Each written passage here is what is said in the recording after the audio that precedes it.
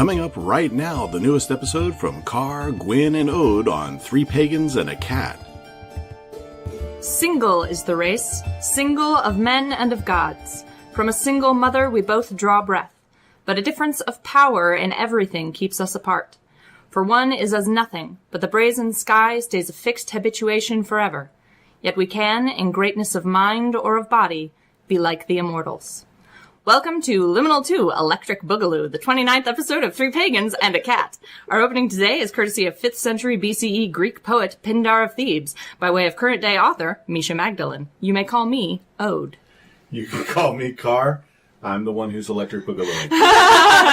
Very meek. My name is Gwyn, Ode's mother. I can say that I'm probably the only one here who has ever actually, breakdanced. Probably. Yes, Yeah. I don't have the coordination for that. I have no desire to break dance. It's just not my thing. I find it aesthetically very pleasing. I'm can just be interesting to incapable of watch. doing it. It can be really interesting to watch. In their early 80s, I used to take vinyl around with me. Like a rolled up thing of vinyl, so there would be space that we could break dance on the sidewalks. Oh my God, you were and one stuff. of those. Is there a word corollary to nerd for what you were in the 80s? Nerd. Just nerd. But we wear that badge proudly. In along this with house, geek. yeah. I would have been known as a B-boy. A b-boy. A Yeah. b-boy. All right. Oh my God. Now that we've got that out of the way. Hey, this is not actually an episode about dancing, you might be surprised to learn. No, why don't you tell them what this is about? So, we called this Liminal 2, Electric Boogaloo, because it's the sequel to our original Liminal episode, which covered gender and sexuality and paganism. But there were so many elements to that topic that by the time we got to the end of it, we hadn't covered even really half Right. of what we wanted to talk about. So we talked to listeners and we talked amongst ourselves and we decided, fuck it, we're just going to do A second a second one. We'll just do another Liminal episode and cover some of that other content. So that's what we're doing now. And I would like to say that the title was voted on by our hunters who were in the Discord last week. And Electric Boogaloo won. Yeah. The other option was Liminal 2. This time it's personal. Right. But Electric Boogaloo won by a hands landslide, yeah. down. Yep. Yeah, but if we'd done this time it was personal, I'd have to have done the intro. That's yeah. true. That's true. So, before we get into the bulk of the episode, we have some of those usual maintenance things we need to do, starting with the names of our new patrons since last week.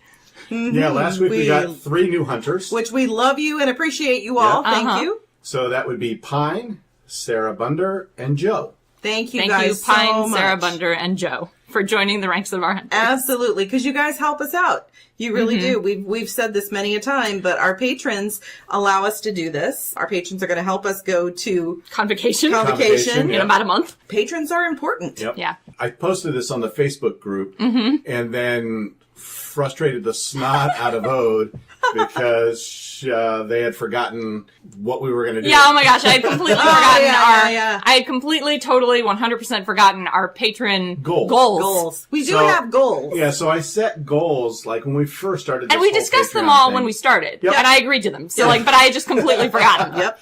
So currently we're at $349 a month coming in. Which is amazing. Which is like 5 times Holy more than I shit. predicted we would ever make. ever. Right. So you guys are fucking amazing. I'm just telling you. So we set these really high goals because we thought, well, There's no chance. There's no chance they'll ever be obtained. So the first one was $750 a month. And when we reached $750 a month, it actually says Ode will work full-time on the podcast. This means we move to a weekly format. And that really is now Rather both than of bi-weekly. us. Both of us. Yeah, will be- at this point it would be Gwyn and I working full-time together on this podcast. Yep. Which means we can probably eliminate the middle one at Yeah. $2,500 because that was Gwyn working going full-time, yeah. on it. And then our $5,000 a month deal was the dream goal. That's the dream the dream.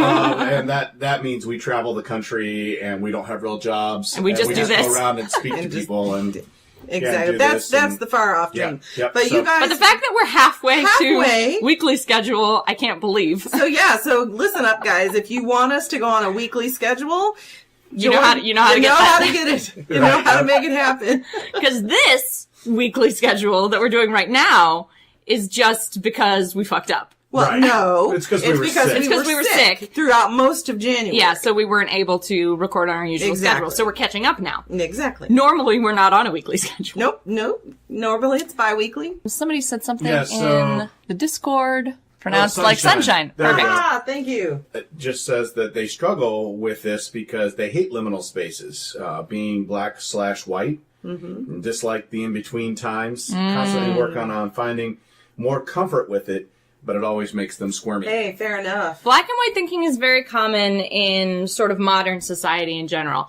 I get you because I was in that place for a long time. To become the kind of pagan I wanted to be, I had to sort of leapfrog it and just become comfortable with cognitive dissonance. Yeah, in the style of all good sequels.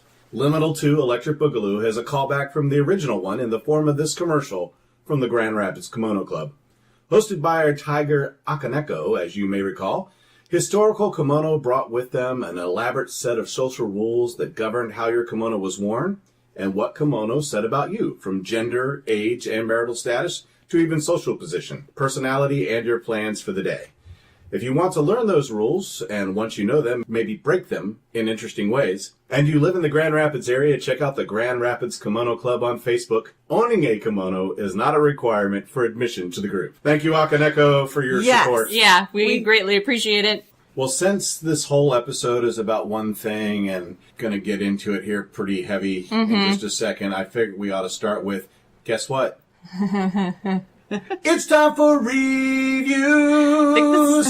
That was a really good one for starters. That was nice. Very And nice. I think this is the first time we've ever started with I know. a review. It's like, you're throwing me off, man. Well, it's But because yeah, it really fits. I mean, he's It right. does. This is It's sort true. of, this is definitely the right place to start. That's true. So we're going to be reviewing a pretty old book now. Yeah. We're reviewing Gay Witchcraft by Christopher Penczak, Mm-hmm. written in 2003. Yep. So it is now, 16 years old. Yeah, 16 yeah, years but ago. still worth the read. Yeah, it's Cara and I both felt sort of ambivalent about this book. Yeah. Gwyn liked it more than us, I think. I did. I liked how he shared his own experience as a gay man in the pagan community. He breaks Especially it. in the 2003 pick. Yeah, exactly. In the early 2000s in general. Exactly. Right. I mean, he breaks it all down. He talks about mythology and he talks about, different types of ritual and how things can be incorporated. And it's really, I like it because it addresses a need in the gay community. But you're a witch. True. Yeah. This It's is very witchcraft based. Well, it's not that's even, fair. I mean, it's not even very witchcraft. It's very Wiccan. Wicca. It is There's a Wiccan. lot of, That's true. There's a very Wiccan tone Right. to this book. So it's pretty exclusively going to be of interest, I think, to Wiccans. That's Yeah. true. Yeah. But I found things in there as a witch, not a Wiccan, that I could find Right. useful. So, Yeah. I mean, I think there's useful parts of the book. I Yeah, think that absolutely. The book as a whole, I think, falls short of addressing the entire pagan community. Yeah, it's very And narrow falls casting. short of now, in today's day and age, Well, that's addressing the entire LGBTQ community. Yeah. Right. Yeah, Right. but that doesn't mean it's not helpful to someone who is struggling as a gay man or, No, 'cause it really- explicitly as a gay man. Okay, yeah, It's not. it is It really doesn't cover It's a not for the- lesbian that's experience. true. It really It is doesn't cover a trans That's experience true. or a non-binary. It's Non-binary, pretty yeah. exclusively a gay is. man's, And a it gay does- cis man's experience. And Right. it does say that. Yeah. Right. Like I said, I don't think it's a bad book. I just don't think it covers all of pagandom, and I don't think it covers all of the LGBTQ experience. Yeah. And that's okay. There seems to have been a gap. I mean, this Yeah. is 2003. We're in We're 2019. 15 years later. Well, and Right. It just makes me wonder if people thought, okay, well, Christopher's handled it. Right. And that's it then. Right. I guess that's it, I'll say that this book is valuable for a very specific individual. True. It is specifically valuable for not just a gay man, a gay cis man interested in Wicca. It's exclusively useful for a gay cis man who has no prior experience with Wicca. True. This book basically starts you from zero and takes you through, like, the necessary steps, all the pieces you would need to practice Right. as a gay man in a Wiccan system. It's very thorough in that context. That's what I liked about it. It's very thorough. It covers pretty much everything, including a lot of things that I don't know it really needed to cover, because they don't have, like, there are rituals and spells and potions and things in here that are pretty standard and not, like, there's nothing distinguishing them from what I would find in any other book, so I'm not sure why Right. they were included here. other than just for completeness.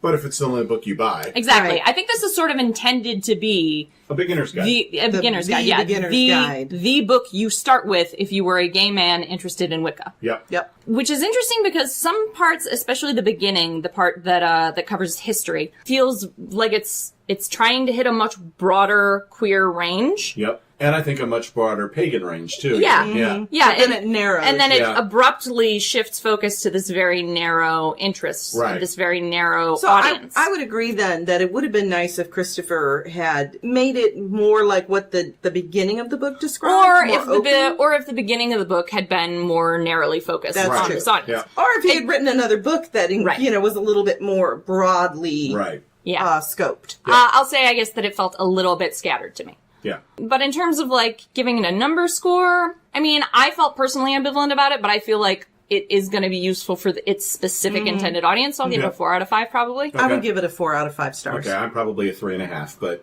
that's close enough. We'll call it a 3.7, a 3.8. Yeah. I don't know that we can do that, but No, I don't think that's how But those. I don't think that's how those I don't reviews think work. that's how it works. anyway, that's it for reviews. That was a good one too. Another good You're feeling one. very musical today. In very good voice. Well, thank you very much. I'll be here all week. Remember to tip your waiters and waitresses. Oh my gosh. So I think since it's the most relevant topic to the book, we should probably talk about queer deities now. Sure. Yeah. Yep. So we're going to talk about queer deity because that's something that gets asked like more than I expect. A lot. Yeah. Yeah, a lot of people. A lot of people have asked us specifically about queer deity, Yeah. which I find interesting because it feels to me like it's pretty easy to find out which deities are queer. If you Or do an queer internet search, friendly? though, it's not very. I don't know. I did Google, a Google search, and it came up immediately with an article that listed like 55 queer deities. Like 55? Yeah. How did I not out-Google you? now, I know it was like a miracle, Usually Carr has the best Google in the house. right? But now there were a few included in there that I was like, I've seen some of these lists sometimes where I'm like, I mean, that's sorta. some UPG you can have, sure. I guess, but there were others where you're like, oh yeah, fuck yeah, Right. Transparently true. transparently true. And I wonder if some of this comes from, if some of this uncertainty about who qualifies, I guess, as a queer deity, comes from the fact that a lot of the genuinely queer deities have been sort of co-opted by straight, cis, hostile dude bros. Possibly, yeah. Zeus and Odin and Thor in particular have been, they've been given this weird veneer of toxic masculinity that doesn't really apply to them mythologically. Right. Well, I think you find that in a lot of these things is because what we're talking about, like Wicca tends to be specifically male-female deity. Very dual, Very heteronormative. dualistic, very heteronormative. Yeah. And so it lends the suggestion that perhaps when investigating various myths, they just kind of, people have just kind of glossed over the areas where that god was a little bit, a little bit not straight. Or not at all.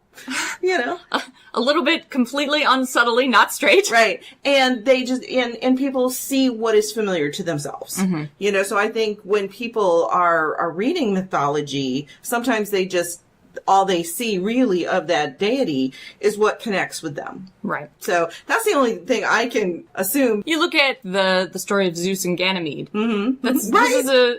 This is a very unsubtle. Zeus chooses a young male lover in the tradition of Greek. Yeah. Pedastry, I think is how it's pronounced. I don't know. There was a tradition in Greek culture where older men took younger men as lovers and sort of mentored them and into adulthood. It was kind of an honored position in that society. Yeah, it was and it's something that like nowadays would not be socially cool, but in Greek society that was normal practice, at least in some parts of Greece.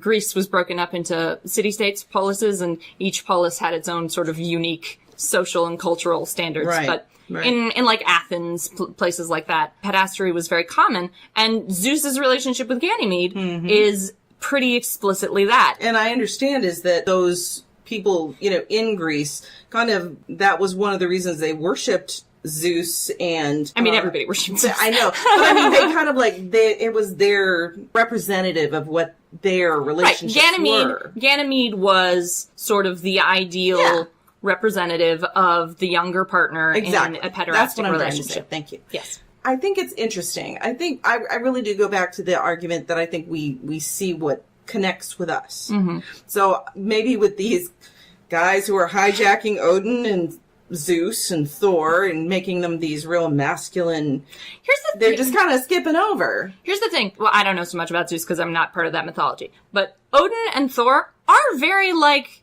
masculine individuals. Oh, sure. They're just not exclusively that. Right. But here's the thing. You can be very masculine. My stepfather, just a little background. My dad, he passed away several years ago, but my father was gay. Yep. And his husband, very masculine. Yes. Yeah. Very masculine. I mean, and so... I love him so much. I know, he's awesome. He and I are still close. You know, it's a misconception. Yeah. This idea that a gay man cannot be super masculine. And this was something that existed in ancient cultures too. Especially in heathen culture, there's this complicated relationship with what was called pejoratively arger, which is being the receptive partner in a homosexual relationship. In a male homosexual relationship. Ancient Norse peoples don't seem to have really been interested in or cared about female homosexual relationships. Yeah, the thing I read was that the Norse people were like, as long as you have a kid, contribute to the tribe, then you're fine. It was generally acceptable to have a homosexual relationship as long as you had a family. Yeah. And contributed to the tribe, but there was still like a stigma associated with being the receptive partner. Yes. In a male homosexual relationship, which is interesting because Odin was Arger. Odin practiced Sither, which is a type of magic that he learned from Freya, and it was considered to be a feminine mystical art involving a lot of wiles, and Odin transformed into a woman repeatedly, spent long periods of time as a woman, and practiced Sither, this explicitly feminine mystical art that he learned from Freya. And, like, on one occasion, during the flighting in the Lokasena, Loki calls him out on it, like, dude, you're giving me shit for being queer? Excuse me? Yeah, because have you looked in a mirror recently? Loki would transform into anything and have sex. Yeah, I much. mean, Well, the one time male, we know about... female, horse. Yes, he would transform into pretty much anything. The one time we know he transformed into a mare and had sex was when he had Sleipnir. I know. And then, Odin should say thank you because he then... Sleipnir becomes Odin's steed. Right. Yes, exactly. So, do you have the rest of the quote by Misha Magdalene that I do. sent you? Yes. Because I think the last part of that really fits in well with where we're at. Okay. And the other thing I would ask is, do you think then, because of Odin getting into these magics and transforming into a woman for a time, and would he be a good god for someone who's transgendered? Yeah, Odin and Loki are both I've found them very useful in working through my experience as a non-binary person. Mm-hmm. And there's a degree to which this is UPG and a degree to which this is transparently supported by the myth that still exists. I've found them very supportive and useful guideposts in taking a position of just zero fucks given vis-a-vis gender. Mm-hmm. I don't know that either of them... that I would ID either of them as explicitly transgender. Loki, I think you could probably ID pretty unsubtly as non-binary. Yeah. I think Odin is just practical. And if it was more practical to be a woman for this particular moment, then that's what he would do. Right. Because Odin... Honestly, so would Zeus. Odin was did a the zero same thing. fucks given kind of person. Yeah. But Odin was also just a trickster who, and this is another thing often misunderstood about Odin, but I won't get into it in too much detail here. We'll talk about it in another Odin podcast. was just a trickster who did whatever was most useful and expedient at the time to accomplish his various subtle aims. Right. So what is that quote? Yeah, so we have a quote here. The quote I opened the episode with is actually a piece of it. So we have a quote here from Misha Magdalene, who has a book that's coming out hopefully sometime in the next year. Yeah, so sometime probably late 2020 or mid to late 2020. Yeah. No title's been decided on yet, but it'll be Llewellyn. Yeah.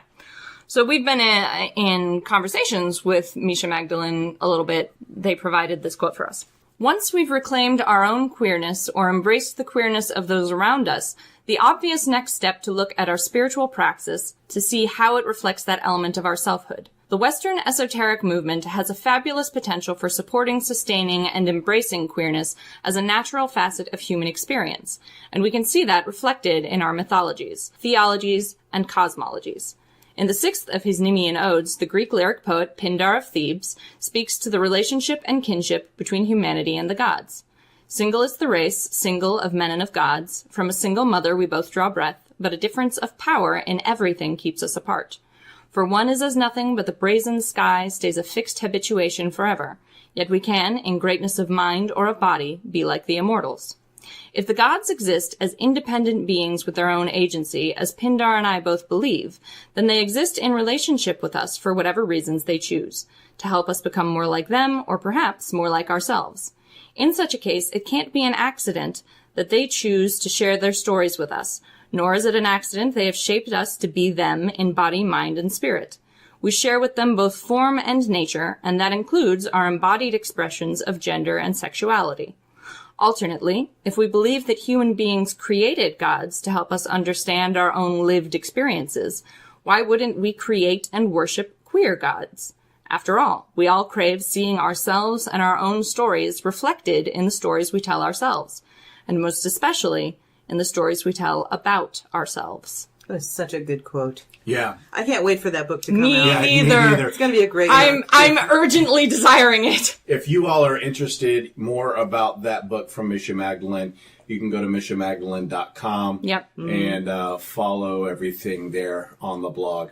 And when it comes out, we're going to review it probably. Yep, absolutely. So Justin said, I didn't realize that Thor could be thought of as queer. Definitely more familiar with him in more common culture. He is one I at least acknowledge due to heritage, Norwegian and Swedish. Mm-hmm. Yeah, Thor isn't a conventionally queer god. He's certainly not queer in the same way that Loki and Odin are. But there is a myth where Thor's hammer is stolen by a giant who insists that to return it, he is going to need Freya's hand in marriage, because everyone in every myth ever wants Freya's hand in marriage. She was the shit. This is also what happens when they try to build a wall and Loki has to turn into a horse to distract the builder's assistant, because everyone wants Freya's hand in marriage as the reward for whatever they're up to. And he had a little fun while he was at it. Or I should say they. They had a little fun. Yes, presumably the stallion also enjoyed the experience. Exactly. To get his hammer back, since Freya's obviously not going to marry some rando giant who stole Thor's hammer, Thor goes undercover, essentially, and cross-dresses as Freya. Gets all dressed up in a veil and in wedding clothes, and Loki, because Loki's always up for an adventure, also cross-dresses and joins him as a handmaiden. And this turns out to be very wise, because Thor cannot keep his shit together every time the giant tells him how beautiful and demure he is. He starts, losing his temper and being like, I should just smash now. And Loki has to be like, no, stay calm, I'll deflect. Thor is not a conventionally queer deity, but he has this story in the myth where he, for practical reasons, adopts a feminine identity temporarily. He's not transgender, but he is cross-dressing. That's something that would make the dude bros who identify with Thor really strongly hyper uncomfortable. Right. So I like to point it out every time they come up. So let's go ahead and mention what are some of the other, or who are some of the other gods, the other deities? There are a bunch of them. I don't know them across every culture because I'm pretty focused on... Do you want me to give you the top 5 of the ones I have? Sure, yeah. So Greek, the top 5 I have are Achilles. Yes. Yep. Achilles and Patroclus. Not subtle. Right. Nope, not subtle at all. Zeus, obviously. Yeah, with Ganymede. Yep. Narcissus. With himself. Right. There was another dude involved in that, though. Yep. But then Prometheus. Narcissus, said, fuck you, and, Apollo. Yep. And number 5 would be Hermes. Yeah, Hermes is often understood as and Hermes also just has a very sort of fey quality. Right. That a lot of, So, Egyptian. Okay. I have Isis. Interesting. I'll be honest, most of what I know of Isis is the story where she resurrects Osiris. Gotcha. Isis was born female but raised male by his mother. Oh, no, yeah, I do. That does sound familiar. So, So Seth, really transgendered. Maybe. maybe. This is one of those things where you come across this problem where we didn't use these words back in the day. Right, exactly. These are new frameworks for natural human expressions. So trying to this is why I usually just ID deities as queer generally. Yeah. And it's why I will protect the word queer with my life, and you don't have to use it, but I'm gonna. Which is an argument that's been ongoing and infuriates me. So Seth, Yep. Horus, Yes. Antonius. Sounds like it's probably probably from the Greek Egyptian Yeah. hybrid period. Yeah. Yep. Yeah, Egyptian, Greek, Roman. Yep. Kind of. Whoosh. Yeah. There was a time there where Egypt was basically colonized, and so there are a lot of Egyptian deities that were heavily syncretized with Greek and Roman deities. Right. Yep. And essentially created new gods. Hadrian is actually the one who encouraged the deification of Antonius. Oh, was Antonius Hadrian's lover? Uh-huh. Yeah, I thought that was, yeah. And then Autumn. Okay, yeah. Yep. It's true across, honestly, most cultures. You could also say Poseidon is considered a queer deity. Okay. Hermaphroditus. Yeah. Yeah, kind of. It's there in the name, huh? Yep. Yep. So there's tons of them. I mean, you could pretty much come up with some in every mythology. And like I said, I think part of this comes down to trying to fit them into the boxes we use today is not necessarily productive. Right. Because those didn't exist at the time. Like, we talked about pederasty earlier. Greek men who engaged in pederastic practices wouldn't have considered themselves homosexual. Most of the time, they also had wives and children and families and what we would consider straight relationships. Right. They wouldn't consider themselves gay. They wouldn't consider themselves bisexual. They considered themselves men. Right. Right. Who had boyfriends and wives. Like, right. It just wasn't a thing back then. Exactly. It wasn't a thing. Yeah. Exactly. And that's definitely something that's more probably Western culture than anything else. Yeah. If you look at the people who were the third gender in native cultures. Cultures, Yeah. were almost all were the shamans of their tribe.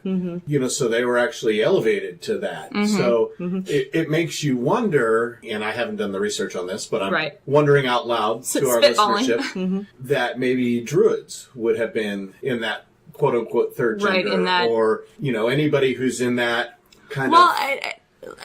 A traditional shaman was someone who, at least in Siberian culture, which is where the word shaman comes from. Yep. A shaman was someone who had undergone a near-death experience. You couldn't be a shaman unless you had, literally died. And crossed into the spirit and realm. then just it didn't stick. So there's one way or another. In most cultures, to be involved in a magical practice involved crossing some kind of threshold, whether that was literally life and death, whether that was the threshold between genders, whether that was, it involved being in a liminal position. Exactly. Which is why we're calling this liminal too. Electric Boogaloo. Yeah, I mean, that's... Because it is a liminal space, really. Yeah, and that black and whiteness that Sunshine was talking about earlier... That, I think, comes down from the sort of Western Christian cultural framework, which has permeated our culture in a way that I think most of us aren't consciously aware of. Right. Even people who think of themselves as secular are sort of secularly Christian. Yeah. Well, it's like we were saying earlier, Wicca, when it was started by Gerald Gardner, very specifically heteronormative, male, female. And Gardner perceives those as coming from, nature. But really, they come from, sort of a very Christian, a very Western. Right. Exactly. Black and white, this and that, on and off framework. Right. Yep. Where there really is more fluidity, I think, the in natural nature world than we realize. The natural world contains gay animals. It contains animals that'll have sex with corpses.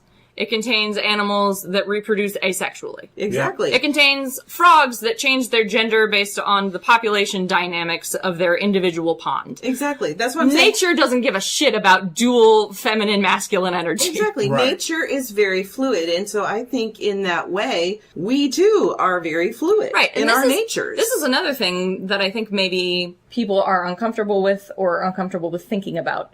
We're part of the animal kingdom. Mm-hmm. Just because we think of ourselves as special and we use tools and we have language, right? We think of ourselves as sort of higher animals. Actually, not even part of the animal kingdom. We're above. We think of ourselves as above. Culturally, we think of ourselves as above the animals. Right. But sort of in a science context even, we are considered higher animals. Yes, right. Exactly. And I don't think that's a useful distinction. And that's something that people have a hard time doing because of, I think, that black and white thinking, that Western... Yeah, it has to be one or the other. Life, death, male, female, night, day, blah, blah. Exactly. Whereas, no, the day isn't split into night and day. It isn't. It grades from sunrise to sunset. We have liminal spaces within there in that time. There's not a sharp delineation between these things. Exactly. There's not a sharp delineation between almost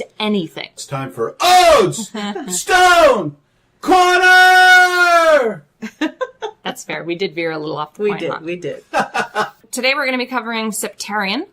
Septarian is actually not an individual mineral. It is a concretion.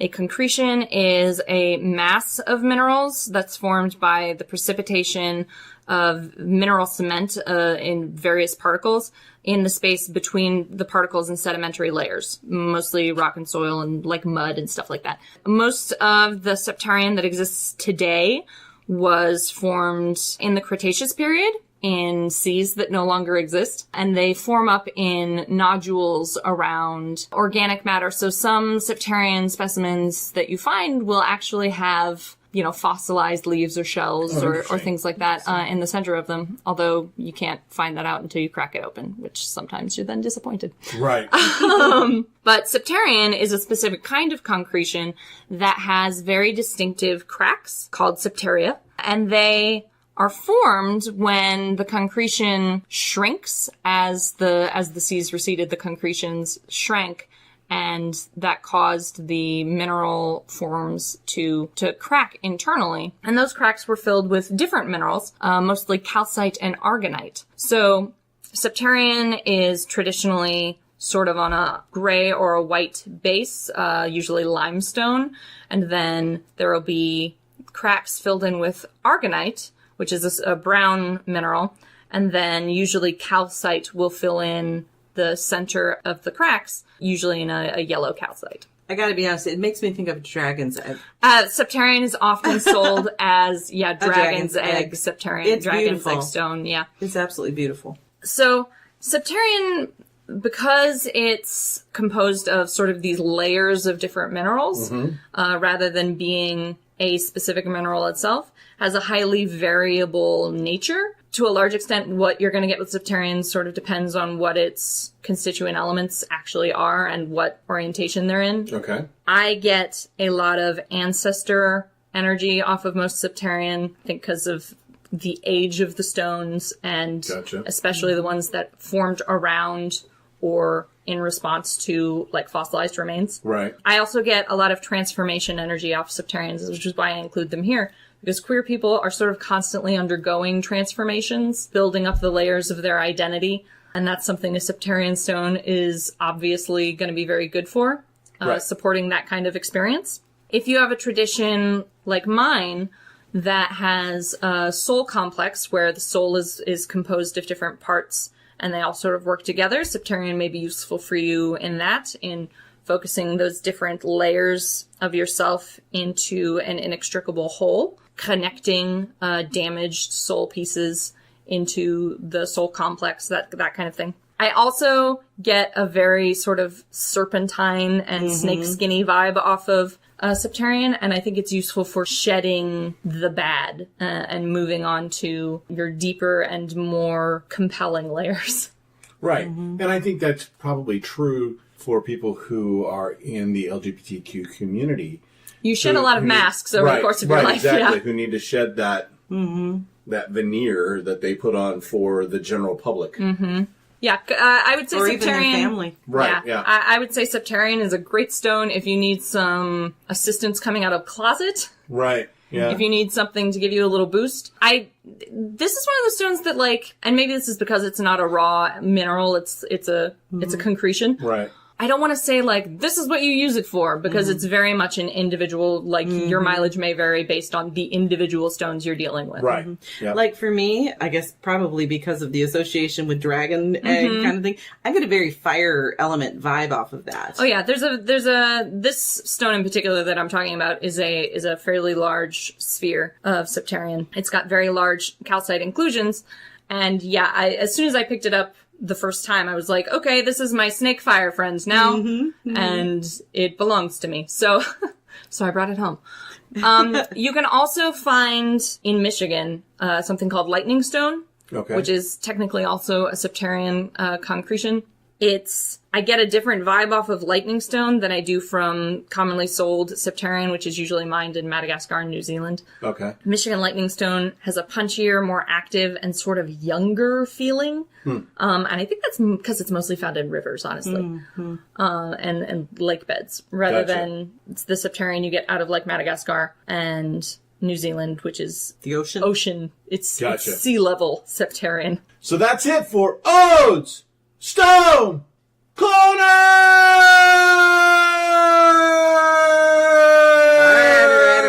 Right. Very nice. He's showing off his lung capacity. No, I just watched a thing on the XFL. Keeper of everything. Keeper of everything. Keeper of everything. Yeah, so the next thing I wanted to talk about specifically, because it's the other thing we're asked about all the time, is fertility. Yeah. Yeah, we get this question a lot about fertility, and I think it's because there's this really heteronormative concept of fertility in paganism generally. It's perceived very much as a sort of like perpetuating the species kind of concept. And I think it pushes a lot of people away from holidays in particular, because there are a lot of fertility-focused holidays. Yep. And I know it pushes people away from deities. Like Freyr is associated with fertility, and I know there are a lot of people who are like, well, I don't have anything to do with that. That's not really my gig. So they like don't approach Freyr, which is a shame because he's a real, like, you can be your best self, like, self-care god that I think a lot of people would benefit from. So I wanted to talk about that. I wanted to talk about fertility as something other than sexual, for starters, because I know the fertility as procreation thing also discourages a lot of asexual people who are part of the queer community, and anyone who disagrees can fight me, because there's a lot of discourse about that, as usual. How I usually frame fertility for myself is as creativity, is as starting new projects rather than trying to create new life. And I think part of that is because I'm an animist, so for me, like, an artistic project might develop life. Yeah, I think fertility is a wide enough term that it can encompass all these things. You know, it can encompass the giving of life to a humanoid or an animal life form or whatever. Humanoid. But it can also be about not just procreation, like you said, but it can be about the creation of ideas, the birth of a new project. I wonder if, and this is complicated because this word has Christian associations, but I wonder if a better word than fertility would be genesis. Yeah, well, beginning. Yeah, exactly. And really that is probably a better, because fertility for me, it is about beginnings. But I think people get so narrow focused on that word, thinking procreation. Yeah. Like you said, we need to be able to expand our definition of fertility. Like when we are celebrating Beltane, which is a fertility. Right. As so many of them are. I think we talked about this last year too, is that it doesn't have to just be about making babies. It can be about forming a new business or an art project or clearing out your life, the birth of a new you, if you will. See, that's transformation, though. True. This is the thing. Like, I don't want to muddy the waters and say, like, everything can be fertility, because, I mean, it is a distinct concept. I just don't think it has to be tied to procreation. I don't think it has to be tied to children. Fertility is the act of being fertile. Well, Right. that's true. Right? Right. Okay. So fertile, according or to the Merriam... state, I guess, of The being state fertile. of being Yeah, fertile. the state so of being the fertile. Merriam-Webster dictionary's Definition. definition of fertile is producing or many crops in great quantities, characterized by a great resourcefulness of thought or imagination. Yeah. Okay. Perfect. So that's the first one. The second one is the growth of those things, growth and development. So Yeah, because it's not always a new thing. Sometimes it's So what you're nurturing. saying, okay, so taking the transformation part out of it, what you're saying is that we need to expand our understanding of fertility as pagans to encompass more than just procreation. yeah. I don't even think as pagans. I think as Well, people. as people. Yeah. in general. But I'm saying as pagans because this is what our focus Right, is that's, right now. that's what we do. I think a lot of this drama comes down to the fact that paganism is very heteronormative. Mm-hmm. Even today. Yes, There's a lot it of is. subtle to greater and lesser degrees subtle Right. Yeah, subtle. heteronormativity and cisnormativity in paganism. So when people hear terms like fertility, they are thrown automatically back to, Into well, this person probably means something about the great rite, Right. or something about the cycle of the god and the goddess. That's Right. what they're talking about. Right. And I get where that comes from, because probably that is what that person's talking about. Chances are. Chances are, if you're in a ritual and the ritual leader starts talking about fertility in very general terms, they are probably referring to the great rite, Yep. or to the god and transfer. goddess. Of energies between male and female. Right. That cycle where the god dies and is reborn and Right. has sex with his mother and dies think- again. And We have to understand, I think, or come to a place of understanding that paganism is more than Wicca and more than Wiccan concepts. Yeah, I there's think that's what we need to get to a place to. I think because it's a lot beyond of just Gardner. because a lot of people start at Wicca, they never completely step beyond it. True. So I think that's where a lot of these things come from.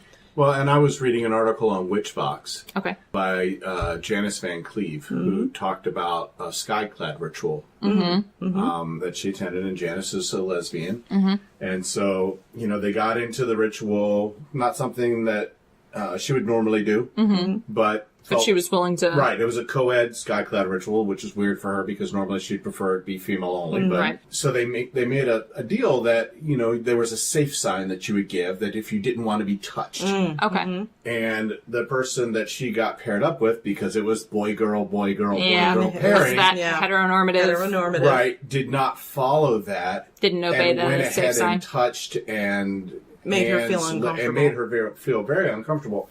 And they handled it okay after the fact. Right. But in the moment... But in the moment, and made her feel very uncomfortable doing any kind of co-ed thing ever again. Ever again. Yeah. Yeah. So, yeah, I think that sours that experience. Right. Back Yep. to the rules, people, if you're going to be in a situation. and I think what we need to do is, if you're going to do those kind of rituals, you need to leave it open for people to pair up as they feel. Yeah. Yeah. You As know, they feel led. As they feel led. Right. Mm-hmm. So whatever that is. Yeah. Whatever that looks like. So, And I think that goes back to what you opened this all up with is intention. We have to be more intentional. Yeah. In our definitions, in our understanding, in our rituals. If we're going to do a public ritual, we need to be more intentional and more understanding of the fact that there will most likely be people who are not heteronormative in the crowd. Or not Right. cis. Or not cis. And I know it's like... I'm sure that this feels like it sucks for the people who have never had to do this before, who've never had to open their rituals with, here's what we're going to do, and here are the gendered components of it, and here are the sexualized components of it. Please share whether you are comfortable with these things, and we have alternatives available for you. I get that probably feels uncomfortable and unpleasant and boring and stressful for the people who've never had to do that before. But I invite you to consider how stressful it is to be that person in a space where you can never trust whether your ritual leaders know that you are there Or care. as the person you are. Right. Whether they look at you and just assume that they already know you Right. and that you will be fine with whatever they tell you to do. And I think that's where the pagan community needs to grow in its awareness. Because, we're getting ready to go to convocation. Yep. We're in a couple of weeks. We're going to be teaching there. There are going to be public rituals there. Right. Yep. It would be wonderful if we saw that, leaders of these rituals would start doing these things, start making things more inclusive to people who are not cis, who are not heteronormative, who, who are And our not... society is so fluid right now that somebody who identified as male last time you did a ritual Might not identify as may male. not identify. The gods didn't. Yeah, so exactly. why should we? Exactly. So if that's the case, then we need to come up with rituals that are not Right. The gendered. easiest solution to this is just to remove gendered elements entirely. Right, exactly. Now, or make them all Optional, opt-in. well, no, like make them all. Well, I guess it would be non-gendered, but make them all so that it didn't matter. I know. Now, Right. Swing. now here we Yeah, run into whoever a problem. has yeah. this role Yep. is fine in this Yeah. role. Right. Yeah. Now here we run into a situation, though, potentially, of like you've got your Dianic Wiccans, female-only covens. You've got gay, specifically male covens Yep. or groups. Yeah. And so, we can't force them necessarily to change and to invite people into their rituals or into their covens that they're not comfortable with, I suppose. No. I'm not asking Yeah. anyone to invite everyone into their coven. Right. Among other things, you should never invite anyone you don't like to your coven because you're stuck with that person. That's right. Right. Don't invite anyone But- into your but kindred if or you're who going you to- wouldn't invite into your family. But if you're going to do a public ritual, Exactly. Yeah. that's when you need to open your focus. Right. Yeah. If you're doing a public ritual and everyone's invited, if you're doing a public ritual and everyone is explicitly invited to attend and participate, then you have to consider that people you don't know will be there. It is so... I can't express to you the sort of just existential dread that I experience every time I go to a unfamiliar ritual with an unfamiliar ritual leader. Because it's impossible for me to guess, based on just what the ritual is supposed to be about, whether or not there's going to be a secret gendered element that just no one's ever thought about before Right. that I have to ask about because they're not going to tell me. That's right. And I really Which don't means think... to participate in any kind of public ritual, I have to out myself as non-binary, which I don't mind doing necessarily, but it adds just a layer of stress to that experience. That isn't Right. necessary. Yeah. Yeah. It should be in, it should be in the description of this is Right. what type of ritual it is.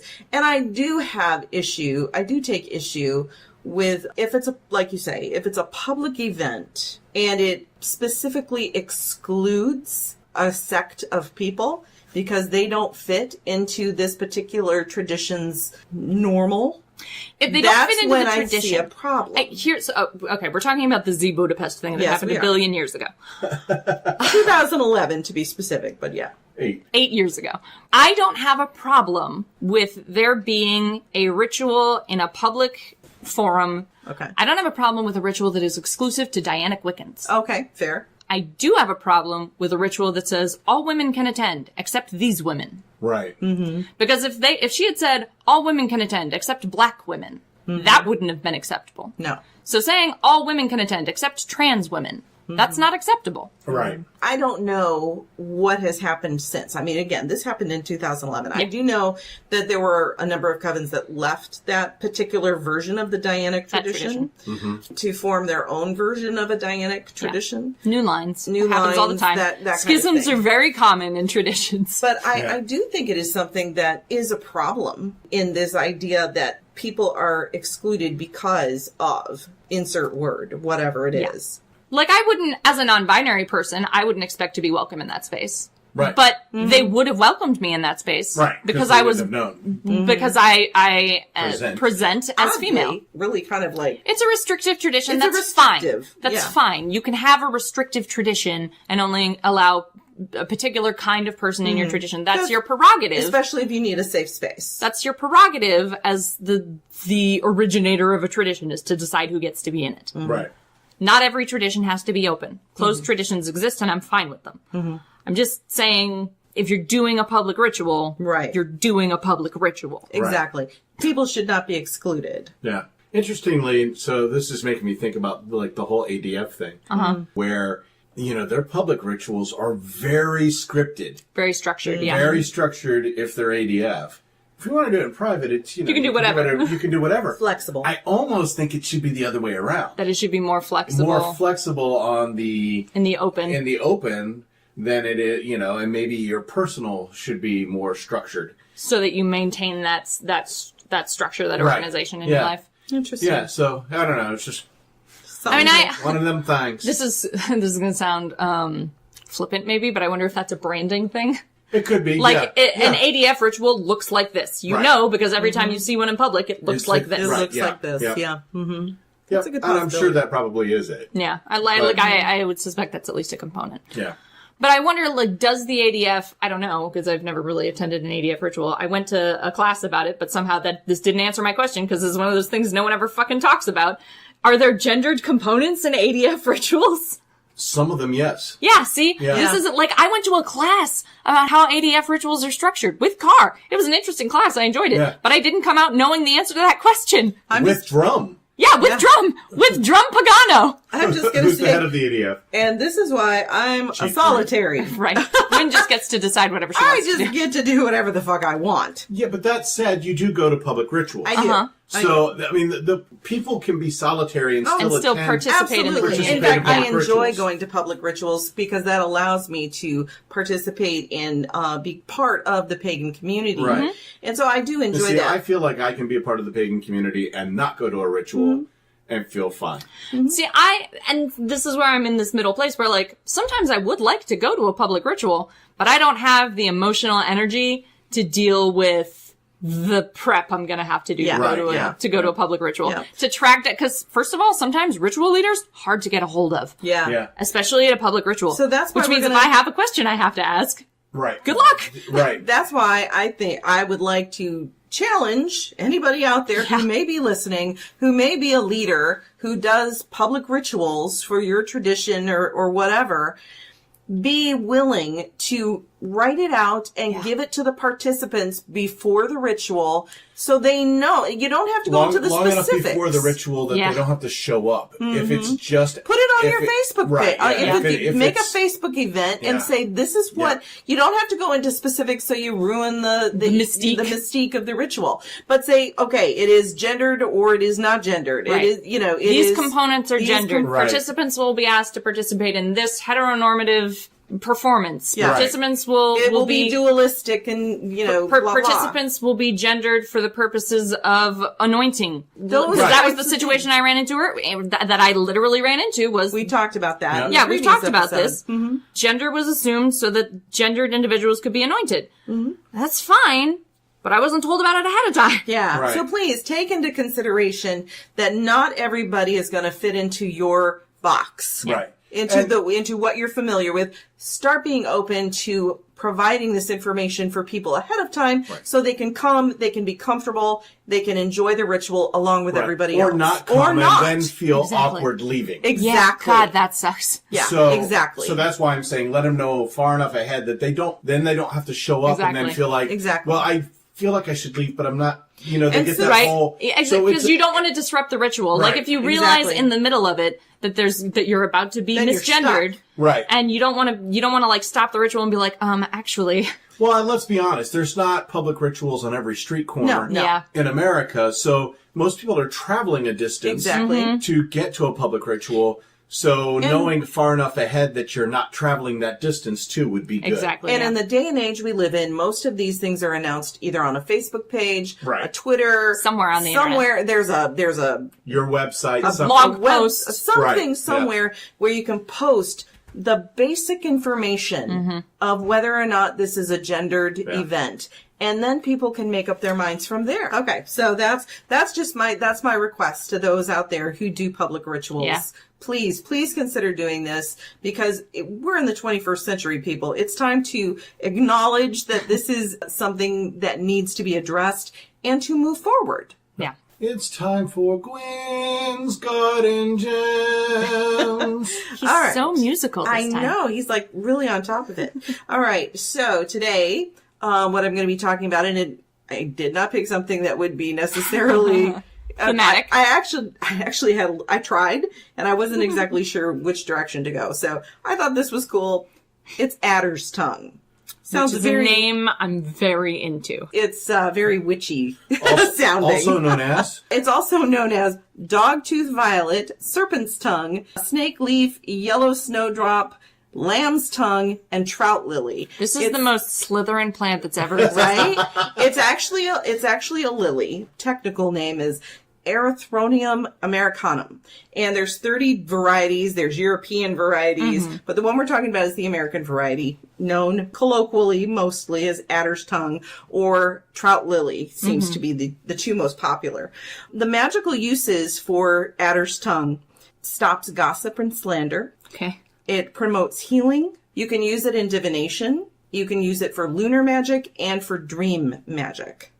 And it also has medicinal uses. Back in the ye olden days of the medieval times. When most medicine was magic. Yes. Lorelai says, I keep it because of the cool name and the Slytherin-esque vibes. There you go. There you go. Yeah, it was actually, and it is to this day still used as a topical ointment for wounds. It can be used as a poultice, and you can use all parts of the plant. The bulb, the leaves can be used, and the petals. Yep. They did use it for food. Back in the medieval days, you could grind bulbs into a flour that you could bake with. But it can be used today by naturopathic doctors, trained herbalists, and it can be used as any kind of antiseptic. It can be used as an emetic. But the most popular thing it's used for is poultices and to make a balm for wounds on the skin. Interesting. And it does prefer damp, slightly acidic soil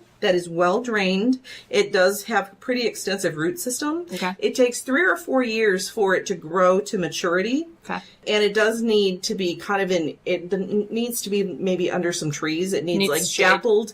dappled sunlight and shade kind of thing. It grows best honestly, you find it, if you're foraging, you'll honestly find it in a forest a lot of the time. And the undergrowth? Does need to be covered. If you're growing it, you need to cover it for the winter with some kind of mulch or something like that. Because in the forest, the leaves are what protects it, and then it'll come back up in the spring and then die in the fall. It's an interesting plant. It's got definitely an interesting history. Like I said, they used it back in Rome, poultices and healing.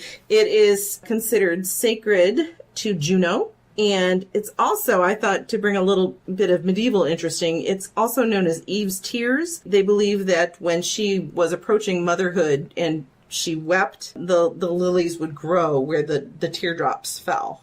So. Interesting. Yeah. There are 2 different plants with the names adder's tongue. That's true. One's a fern. Yeah, and that's a lily. And I am talking about the lily. Yeah. Not the fern. The fern will make you sick. Yeah. I want to design a spell, and for no other reason than because of the name, with adder's tongue called Bite Your Tongue that makes people shut the fuck up. And you can, because it's good for gossip for stopping and gossip. slander. I want to design. Stopping. I want just purely for the joke, just purely for the name. I think we should. I want to design a spell. And you can grow it from seed, but feeling again, inspired. It takes 3 to 4 years. I have absolutely no need for this spell. I just want one. That's it for Gwyn's Garden Gems. Thank you. Kind of changed key, went a little higher. Yeah. Very nice. Oh, and you know what we forgot to do? We forgot to give a shout out for our tea. Oh shit, that's right. And hold on, Justin just said, "Ode, if you make it, I would be interested too." I will as well. I will design Also. this. I will design this damn spell. I think everybody could use a spell with a Most little adder's people tongue will want someone to shut up at some point in their life. to get people to shut up. Exactly. All right. Shh. So Very effective. this is not a commercial, but No. Apothecary Teas. Yeah. Crystal, Potinin, Yes, Potinin, who's maybe. sort of. Who's not in the chat right now, so she can't correct us. Let's go. Yeah. So sent us some tea to try because we've been sick. Yeah. And so perfect, and that's why maybe that's why I'm in such good voice. Maybe, yeah, because you've been drinking. We're all Because I've been drinking. drinking the tea. Yeah.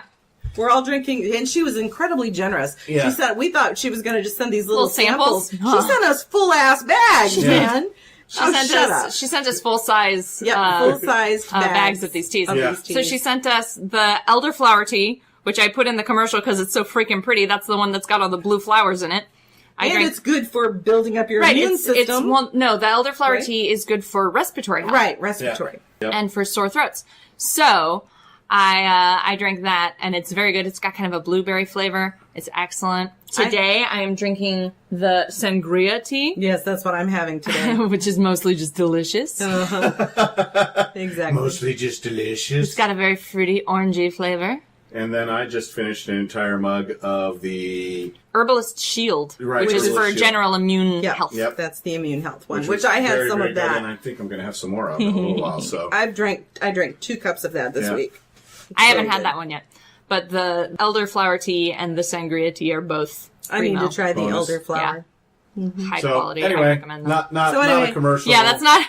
But I would. The We reason did I her, thought we did her of- commercial last week, but I we thought just of it enjoyed because it. I was taking a sip of tea, and I was like, "Oh shit, we didn't say Yeah. anything about Crystal's tea." Yeah, we all came in here with tea to drink because, man, they were good. Yeah. Akaneka says, Ode, can it be designed to quell argumentative people? I think you'd have a lot of interest in it. Yes! yeah, Yeah, Good, absolutely. valid point. Yes, I will design the spell to do that. yeah. Yep. We've been talking about gods and stuff, and while the website I'm going to tell you about doesn't have if they're queer at all, it has so many gods on it. Okay. You need to go to it. So it's just godchecker.com. Oh, I've been Oh. there, yeah. And Nice, yeah. it has and you just pick your pantheon and you're ready to go. So you can just click on Norse gods, and I think they have 156 different ones listed, 360 something names.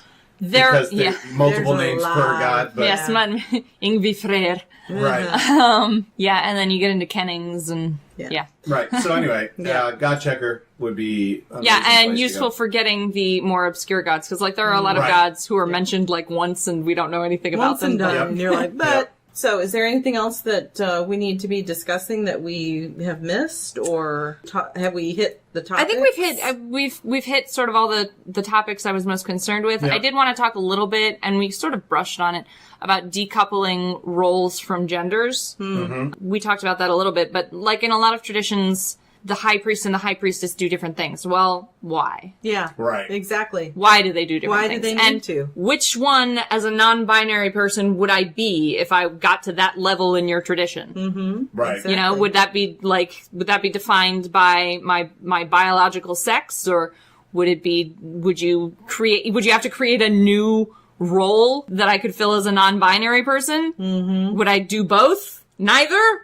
Can I just not have that leadership position in your coven because I am And I think non-binary? You know, like, these are important questions that you have to ask. I think it comes Yeah. down to that for some of these traditions is that a person would not be able to Yeah. fulfill a leadership role in that tradition. Yeah, as a high priest or a high priestess. Exactly. As a non-binary person, I can't be either of those things. Right. I mean, I guess I could be both of those things. Yeah. Right. But I couldn't be one or the other, or I wouldn't be comfortable being one or the other. Right. Right. So I think that's important. There's some things Carr wants to cover. Well, just some links I think that Yeah. people need to get to.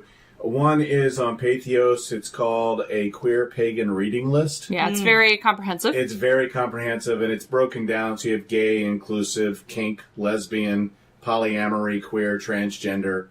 You know, yeah, that's so- another thing. Polyamory isn't explicitly under the, like, queer LGBT No. No. Probably umbrella, should. but most polyamorous relationships will involve some Right. kind of Some queer kind of element. queer Right, element. yep. Yeah. So, so I think it's fair to include them as part of this conversation. Yep. So heteronormative, like, one male, one female partner arrangements in paganism completely just ignore people in polyamorous relationships. People And who we have know multiple some partners. people in that we've poly met community, yeah. in Yeah. the poly community Yeah, who are pagan. Who have Yeah. very strong, fulfilling polyamorous relationships. Exactly. Yep.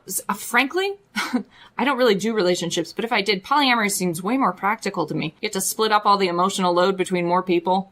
No one is relying on one person to be their sole anchor in life. This seems much more practical. Yep.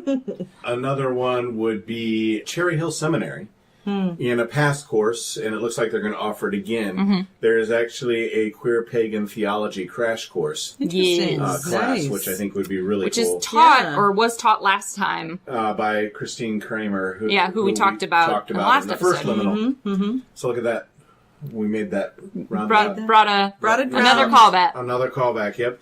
And then on myoutspirit.com, they have a way to browse resources, and in this particular case, communities that are queer friendly. Yep. Yeah. And so, you can go to that, and there's like 12 pages of them, and they're all over the world, but if you live near one, it might be a chance for you to connect with some people. Yep. And I particularly, it's 12 pages in the pagan/earth-based religions area. So, yeah, and it can be easy to feel isolated. It can be easy to feel isolated as a queer person. It can be easy to feel isolated as a pagan person.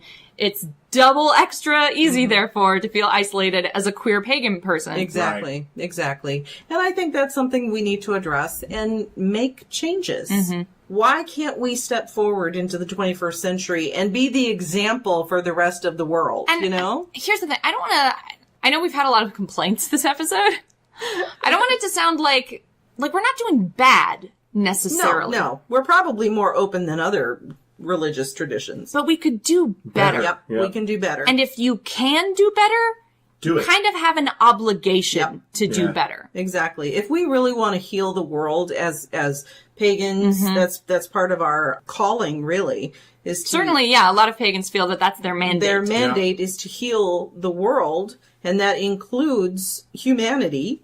People. You can't heal the world if you can't heal your neighbor. Right, exactly. So we need to take care of what's going on in-house. Yeah. So that we can reach out and be an example to the world. Right. There is a book that's out of print that I want to bring up. God, yeah. Which one? Cara and I both desperately want this book. It's out of print and it costs $1 billion. $1 billion being like in the $40 to $50 range. It's too many dollars. As you can tell, Ode is an expert in hyperbole. I learned from the best. Thank you. You're welcome. It's called Castle's Encyclopedia of Queer Myth, Symbol, and Spirit, Gay, Lesbian, Bisexual, and Transgender Lore. Came out in 1997. It is by Randy Connor. Yeah. Is there not David Sparks, Mariah Sparks, and one more. Yeah. It's out of print, so it costs a lot of money, especially if you want the hardcover. There's nothing available online anywhere. I mean, you can get it on Amazon used. But I mean, like a PDF that's been Nope. No, I don't think so. It's not that far out of print. Not that far out of print where it's been made public. Nope. Yeah. So Gotcha. Currently, if you want a new hardcover copy of it, it's going to run you about $130. Wow. So. Yikesers. Yeah. Yep. But it looks like a very good book. Yes. So if anyone has it, enjoy that, I guess, and let us know if it's as good as it looks. Yeah. Because we're definitely. We want it. Yep. Yep. So cool. I think it might be time for Cars Feast Table. Cars Feast Table. You're going. I know. So. He thought he was going to wiggle out. He thought we'd I was forget. really hoping. We're almost done with this episode. So close. And, Here we go. So the recipe I found is chicken. It is chicken sotagan soup. Yeah, there you go. Sotagan, something like that. Yeah. It's a Filipino word. It's a Filipino dish that actually looks amazingly delicious. So here are the ingredients that you will need. Okay. Vermicelli noodles. Mm-hmm. That's not vermicelli. It's the that's that extremely thin pasta. Right. Yep. Dried shiitake mushrooms. Mm-hmm. Some olive oil. Lots and lots of garlic. It says too close, but Cara and I are of the opinion you could put 2 bulbs in there Right, probably and it'd be fine. Yep. Uh-huh. An onion, 2 cups of shredded cooked chicken meat. Rotisserie chicken would work really well for that. As a matter of fact, if you buy the rotisserie chicken and you get the chicken meat off of it for it, you can then use the bones to make your own chicken broth, which it also calls for next. Make a bone stock. Yep. I like that and idea. just eat the skin, because rotisserie skin is really good. Yes. Unless you're a vegetarian, and then I apologize. Right. You also put in 2 tablespoons of fish sauce, or you can also do 2 teaspoons of salt. Just to give it some saltiness. Then you're going to use 1/8 of a teaspoon of white pepper and some chopped green onions. Sounds good. Which Ode loves chopped I green love onions. green onions I could so very much. easily see how this could be made into a vegan or vegetarian. Sure, you you still just omit the chicken, and yeah. the fish stock. Yeah. Use Veggie tofu. broth, Yeah. So you could do that for sure. Let me explain though why I in particular Yeah, found this I recipe. liked this idea or And, this reason. So I started doing some research and I was like, okay, queer food. Because Car just will Google anything. Exactly. He's not afraid of being put on a watch list. He is strong in the Google foo. And I came up with a New York Times article called Building a Table for All, The Ascent of Queer Food Culture. Which was, I'd never heard of before. Right. So I didn't know we had a food culture. But why not? This particular dish was brought to a thing called Queer Soup Night that happens in Brooklyn, New York. And so I thought, this is perfect then. It kind of fits in what we're talking about, but it also sounds delicious. It does. It sounds really good. So we will be making that. But that is a monthly thing that happens in Brooklyn. And then it is, if you read through the entire article, which I did, you will find out that a lot of it is based on what is called equity at the table, or EAT. Nice. Eat it. Eat it. So EAT's mission is to build a longer table, not a higher fence. Which is such a good fucking Nice. aphorism. I love that. So, and it is a practical and proactive response to blatant gender and racial discrimination in the food industry. Nice. So that's on the cook side, Right. the wait staff side, that kind of thing. Which Kitchen. my brother works in the food industry. Well, from time to time. From time to time. Yep. As And a it's- survival mechanism. Yep. And I want it to be better for him. And there's actually, they have an easy to navigate database on their website that allows you to look for food industry professionals, so that it's featured only women, gender non-conforming individuals, and focuses primarily on POC and the LGBTQ community. If nobody knows what POC means, because I've just seen this come up. People of color. Right. Yeah. I've seen a lot of people question what that means. Really? POC? Yeah. I thought that was Color. pretty straightforward. I thought it was too, but Maybe this was one of those things that I learned in the early days of the internet, and it has since fallen and come back into fashion. Yeah, Could who be. knows? Could be. So anyway, so I don't know if you're familiar with restaurants. I personally love to cook. It just, again, as we've talked, It's an ordeal. It's an ordeal when I do it. But one of the things that I always look for, if we're going to a new town or something, I try to find a James Beard restaurant. So it turns out James Beard was gay. I knew that. So I thought that was very interesting. Yeah. I did not know that. It didn't come out until after he had passed away. So he was closeted the entire time. But anyway, that's the award that goes to the best restaurant in town is the James Beard Award. Sorry, Michelin. Your stars don't count in my book. Car standards are higher than Michelin. My understanding is it's considered pretty well equal to Michelin. I mean, it's right up there. I would consider it better. Personally. Yeah. Car's personal standards are the James Beard Award or nothing. Right, yeah, exactly. So anyway, so I thought that was kind of cool. Yeah. So- Very cool. And that's it for Cars, Feast, Table. Car's Face Table. That's the first time we've done an ending. Yeah, but clearly he was wrapping up and we needed to kind of cap it off for him. Instead of just going, well. So Justin asks, what do you think of ritual elements that require one to do gender elements to advance to another degree, whether as a straight or a queer person? I think it's shitty. Yeah. I think it's bad. In a closed tradition, I can't tell you what to do, but I couldn't be part of that tradition. Right. So I naturally object to it. My question is, things evolve. Concepts Yeah.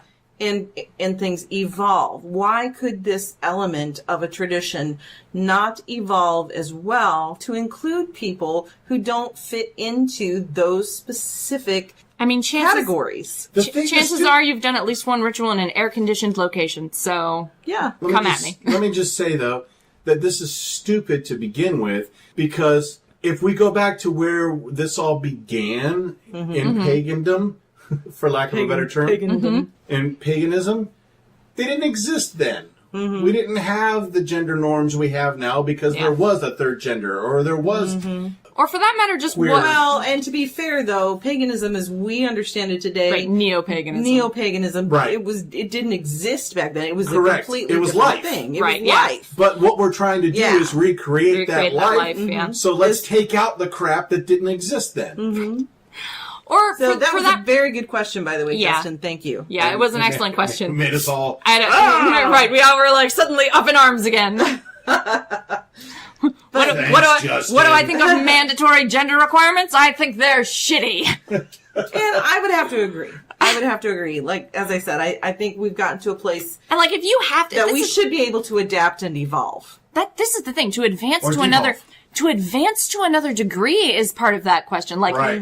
to move to another, like, to initiate. Yeah. Like, that's super shitty. Because that holds people to a Exactly. to a certain level. So it They means can like never a advance. non-binary person like myself in a tradition like this would never be able to advance without pretending to be, without like choosing a gender. To be honest, it would be a tradition you couldn't even really participate in. And what if it's something you are really drawn to and really called to? Right. You know, but you, because of the rules of how the tradition is gendered. And we wonder why there's so many solitaries. It eliminates you. Right. Yeah, it eliminates you from the possibility of even going in that direction. For a community that's very, like, non-dogmatic, God, we get dogmatic sometimes. Yeah, but honestly, I think that's people. Yeah. I think people get dogmatic. We create rules. Justin says, I've heard of traditions that require mating with the high priest or priestess to hit to third degree. Yeah, I've heard of that too. And that's shitty on several levels. Right. Yeah, Which, I mean, go back and listen to our neo-paganism and sexual abuse episode. Exactly. We probably touched on it there too. We did. And that's where those issues come in with consent. Yeah. And informed consent. This is the thing. Consent isn't possible under a coercive system. Yeah. So if you are coerced in any way, your consent is invalidated, which means you can't get to the third degree unless you have sex with me. Which means you cannot be consenting at that yeah, point. Exactly. Even if you think you're consenting legally, that's not consent. Because someone is in power over you. Someone who has a position of authority over you. And they've taken your autonomy away. Yep. Because you can't advance to that level unless you do this. That completely negates any choice. It invalidates consent. It does. It does. Another good question. Yep. Or statement. Yeah. Thanks for getting us riled up. Yeah, but that's what we want. That's what we do. Yeah. We like it when our I hunters. said, thanks for getting us riled up, Justin. Yeah. Well, you were sounding a little sarcastic. No, that's just his default voice. Well, fair. All right, so is that it? Yeah, I think we've covered everything now. You can find us at 3pagansandacat.com. You can also find us on Facebook at 3pac, that's 3, the number 3, P-A-A-C. You can also find us on Twitter at 3_pagans. And then also we are going to Convocation in February. Yep. Mm-hmm. February 21st through the 24th. Correct. Yep, we will Detroit be speaking area. there. Mm-hmm. We will be doing the ultra high-speed edition of the Building Your Book series, which is the entire series. Yep. In an hour. An hour and a half. Hour and a half. Oh, we have an hour and a half? It's an hour and a half. Okay, good. We get an extra half hour. I'll also be doing quite a few interviews there. Mm-hmm. Will it be in on some of those? Yes, yep. Some of them, Ode and Gwyn will be a part of. Some of them I won't be at because I'm going to be at classes. And then we're going to tell you all about it. Mm-hmm. Yep. And then if you're a patron and you're part of our Patreon, you actually get those episodes of those interviews early. A month early. Yep, a month, 30 days early, except for one. Yeah. One of them is going to be released simultaneously on our podcast and on James Stovall's and Sarah Thodenson's podcast. Which we're looking forward to. Yep. Yeah. It's going to be exciting. If you would like to help us get to Convocation, we have a GoFundMe. You can find that on our Facebook page. Mm-hmm. That actually sits right at the top. Pinned post. Yep. And it is an expensive venture. Most of the money, well, actually probably all of the money that we get from our monthly patrons will be put toward that goal, but we definitely need more. Yeah, it's about a $1,500 adventure for us. So. For 4 days of hotel and food and travel, actual tickets. Right. Yep.